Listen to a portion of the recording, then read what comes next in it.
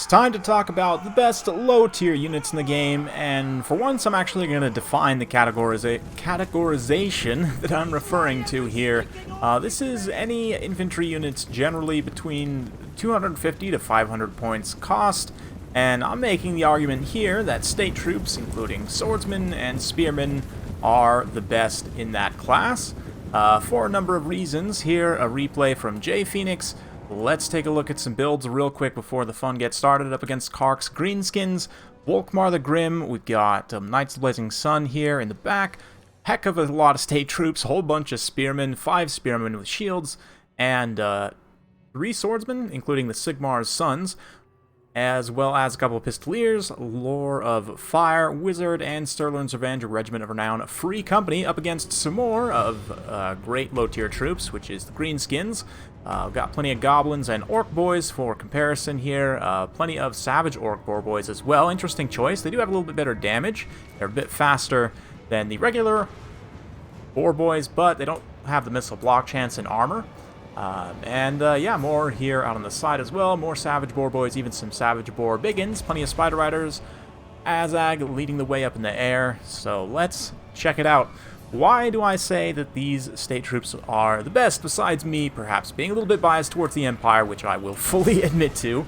They just have great stats for the cost. They have just an excellent stat spread of everything. Armor is probably the weakest point, only 30 armor, and I know I already hear grudges being thrown at me from Dwarf mains saying, oh no, Dwarf Warriors are very clearly the best unit in that, kind of in that definition.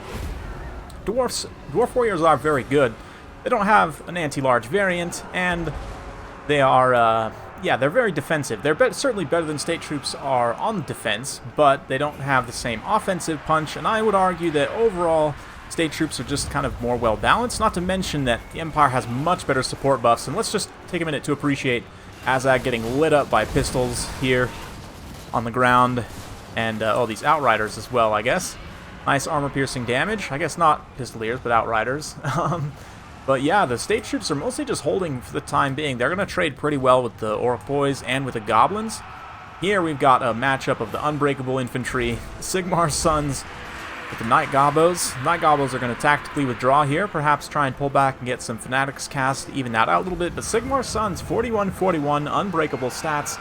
Again, only 30 armor, 30 weapon strength, 20 charge, but still overall very good. Meanwhile, in the mobility engagement, Knights of the Blazing Sun just kind of ping-ponging around, doing their best to manage here, and I didn't quite catch it, but Kark ran in with a bunch of Spider Riders and like the Savage Boar Boys to try and get a big flank attack. J Phoenix was able to kind of get the spears in a nice collapse and surround there, so these state troop spears definitely paying dividends for themselves. The Sterling's Revenge also providing some nice leadership damage with their Overwatch fire there. Yeah, so the line of state troops holds, and that's the biggest thing.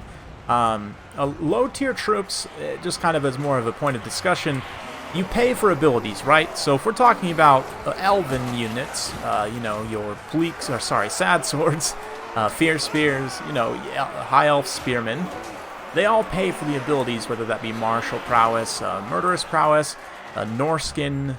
Basic marauders pay for the rage mechanic, which there's an argument to be made whether that's better or worse than the basic Warriors of Chaos Marauders that are a bit cheaper, but do not have that ability.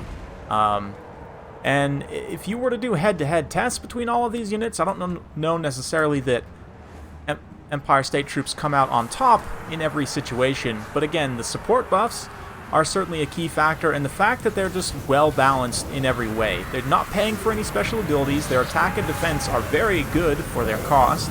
Armor's not amazing, but they do have some armor.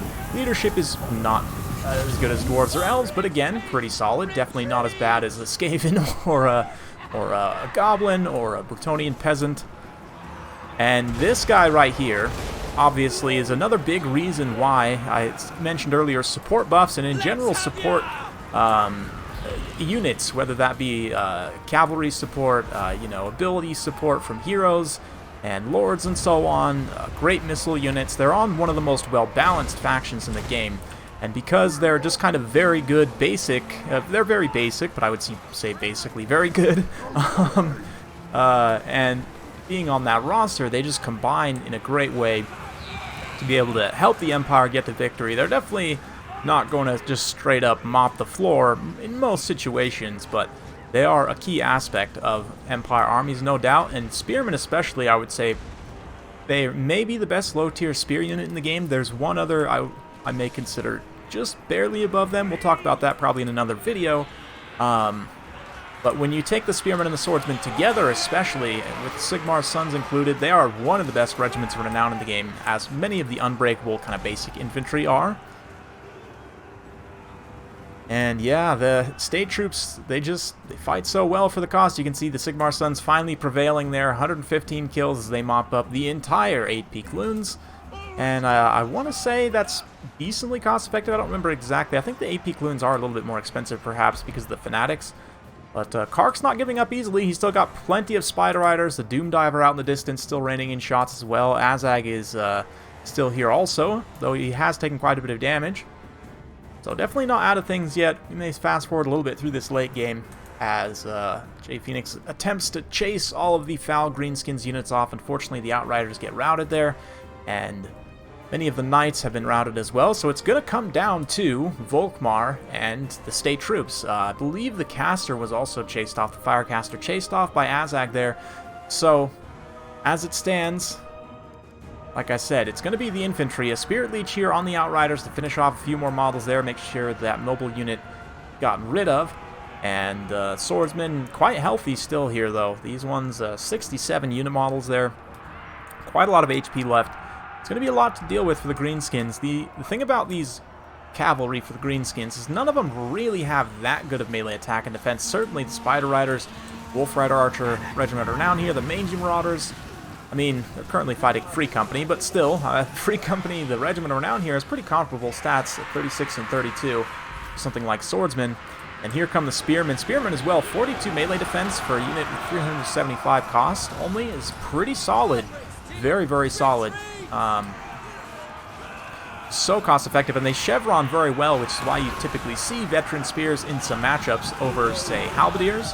They have missile block chance, and they just end up having like better stats at the end of the day, or at least comparable stats. And again, that missile block chance does come in handy in a lot of situations. Halberdiers, I guess you could kind of like include them sort of in this categorization, but I don't know, they're pretty expensive, and they're, I don't know, I kind of consider them separately because they are so much more expensive. Like, it's almost, you know, twice as much. It is literally, what, twice as much as the basic spear, the non-shielded spear, which we also did not see here. So it's kind of a weird situation with them. I really feel that the halberds, this is true of both Bretonnia and the Empire, you could say, their halberds should be slightly cheaper, and then they would integrate a little bit better into this kind of selection of state troops. But certainly, Swordsmen and Spearmen, because the halberdiers kind of fall outside of that cost range too, of, you know, 500 and below for true low-tier units. They are sort of more of a mid-tier unit. You can make an argument about that in the comments, but at this point, regardless, this block of state troops is just so thick, especially with Volkmar supporting here, giving them extra buffs, holding on to that melee attack buff until a big collapse comes. They're going to be able to weather the storm of all of this kind of tattered greenskin stuff. Even these biggins in the, I guess, yeah, there's no biggins left. The boar boys, they have good charge, certainly 56 charge, but only 27 attack and 15 defense. Again, that sustained combat stat of plus 30 on both attack and defense for Swordsmen. Spearmen, obviously, you take their anti-large into account. They have great stats in general. I mean, the 40 defense, certainly 42 defense, and with 20 attack and a 15 bonus versus large, that's 35 attack versus large targets with, 40 weapon strength. So that is quite solid overall, considering how cheap they are. And in a game where attack and defense matter certainly much more than they did in Total War Warhammer 1, but in general can be key factors in deciding a lot of engagements. The fact that those stats specifically are so good for the cost is one of the reasons why they shine in this class. So at this point, they fend off that one charge. The Greenskins are going to look to get ready for another charge here. Azag comes down to try and pick off these sort of exposed spearmen. And the Doom Diver is raining shots, but it's getting pretty close to being out of ammo, and it's doubtful that it can really take out Volkmar here. Kark is going to throw in the towel there at the end, but very well played to both. I have to say, super close game. Probably closer than the balance of power looked, to be honest. But very fun stuff. And the state troops, man, definitely, like, partially carrying. I mean, obviously the supporting elements are a big factor, but 7 units of state troops. Regular swordsmen getting over 100 kills is pretty solid. 129 for the Sigmar Sons, 60 for these swordsmen, and they hung around, more importantly, for the late game. Pretty good kills on the spearmen. I mean, they're mostly fighting cavalry units or getting thrown in to just hold the line against orc boys, which definitely lose there, but they'll be able to hold for some time. They did their part, more or less. 57 kills for the Sterling's Avenge, not bad too. Knights of the Blazing Sun did a nice job supporting Outriders. Got some good initial damage, but did get pounded there a little bit. But just a great game overall. Nice wide builds for both players. And yeah, on Kark's side, pretty good kill total spread around again. The Doomdiver, 72 kills. It's tough, you know, the Doomdiver is such an anti-air specialist. I get why you bring it here against the Empire. In case of like a Karl or even a Balthazar, it's a little bit tougher to use consistently against Volkmar, but you can try targeting him. I don't know how much that would have changed things, but yeah, fun stuff. Let's go ahead and just quickly end on some discussion here about state troops. So, going to the Empire here, Swordsman and Spearman, including this unshielded variant, all pretty cost effective. I guess they're not exactly half cost, but pretty close to half cost of Halberdiers. Yeah, I would say, for me, in my view, the Dwarf's defensive capabilities do put them at a second, definitely. The lack of an anti-large variant, I mean, you do have a great weapon variant, which is just, you know, more expensive for worse defensive stats, and a tiny bit more weapon strength, but yeah, you still don't have the melee attack to really consistently get use out of this armor-piercing weapon strength, so I'm not going to say they're completely useless. They're kind of useless at least. The Dwarf Warriors themselves are just so good that I would probably put these guys in a second place against state troops. And there's plenty of other units in this class. Norscan Marauders are pretty decent as well. They do kind of get pounded by a lot of stuff, but both the Chaos and Norscan Marauders pretty cost effective in terms of the stats. But if we just do a direct comparison, again, 400 points, you can see how they have slightly better attack, slightly worse defense. They are a little bit faster. Leadership is actually the same. Less armor, though, and swordsmen do have a little bit less charge. They don't have the enrage. The slightly better melee defense actually does matter quite a bit, and you might think that the Marauders are slightly better, and again, they may be, but Marauder Spears are just kind of bad. We have a look at Marauder Spears for 450. Compare them to State Troop Spearmen. Yeah, plus 5 melee defense, extra 15 armor. I guess the Norskins do have a little bit more HP too in the enrage, but considering they're 75 points more expensive and they have more or less comparable stats, you see how, yeah, the state troops taken as a whole do beat the Marauders, right? Some other good low-tier units. The Dark Elves, if they didn't have to pay for their masteries, they would be pretty close to the same. You can see their stats again. If I compare the spears, actually, they're a little bit less cost efficient, but the swordsmen, at the very least, are pretty comparable. Kind of, you know, a little bit more HP again for the swordsmen, but that comes at the cost of a tiny bit more leadership, speed, and, you know, other things with the bleak swords. Pretty much the same attack and defense profile, just slightly reworked. But again, that extra 50 points comes in when you consider the murderous prowess, and that extra cost efficiency, that tiny bit of extra cost efficiency, so important for units in this class, considering they're so cheap already, especially if you want to dump chevrons into them to try and upgrade their tier. Basically, the less abilities you have going on down here, the better they'll chevron, which is why state troops are perhaps the best. Yeah, so I'd go probably state troops number 1, dwarf warriors number 2. Greenskins are in competition for number 3, I would say, because goblins and orc boys both are pretty solid right now.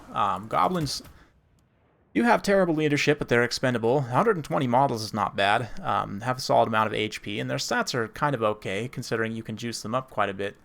Same for orc boys. Again, the leadership's not amazing, but if we compare here, better weapon strength, but the swordsmen, no, probably should dump these chevrons.